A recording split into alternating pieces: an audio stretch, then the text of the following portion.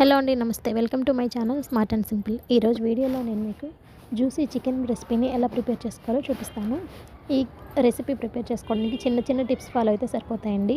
ముందుగా చికెన్ని పసుపు అలాగే ఉప్పుతో బాగా క్లీన్ చేసి పక్కన పెట్టుకోవాలి. దీనిలో ఒక చిటికెడు పసుపు, అలాగే టేస్ట్కి సరిపడా కారం, ఒక చిన్న నిమ్మకాయ రసం, అలాగే స్పైసీనెస్కి తగ్గట్టు కారం యాడ్ చేసుకొని వీటన్నిటిని కూడా బాగా ముక్కలకి పట్టేంత వరకు కలుపుకొని మ్యారినేట్ చేసుకొని పక్కన పెట్టుకోవాలి. ఇన్ కేస్ నిమ్మకాయ లేకపోతే మనం 2 టేబుల్ స్పూన్ పెరుగైనా సరే వేసుకోవచ్చు.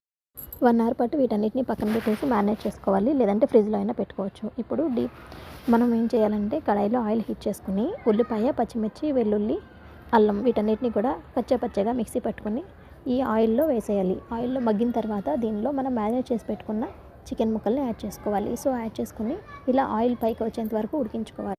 ఈ విధంగా ఆయిల్ పైకి తెరులుతున్నప్పుడు దీనిలో మనం వాటర్ యాడ్ చేసుకొని చికెన్ని ఉడికించుకోవాలన్నమాట. ఆల్రెడీ మనం వాటర్ యాడ్ చేయకముందే చికెన్ చాలా బాగా ఉడికిపోతుంది, చాలా మెత్తగా అయిపోతుంది అనమాట ముక్క కూడా.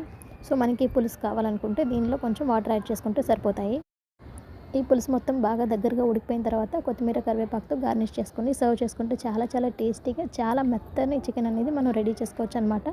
ఈవెన్ చికెన్లో ఉండే బోన్స్ కూడా చాలా టేస్టీ వచ్చేస్తాయండి. ఇలా ట్రై చేయండి, తప్పకుండా మీకు నచ్చుతుంది కర్రీ అనేది. మన ఛానల్ని సబ్స్క్రైబ్ చేసుకోండి, లైక్ చేసి, షేర్ చేసి, కామెంట్ కూడా చేయండి. Thank you.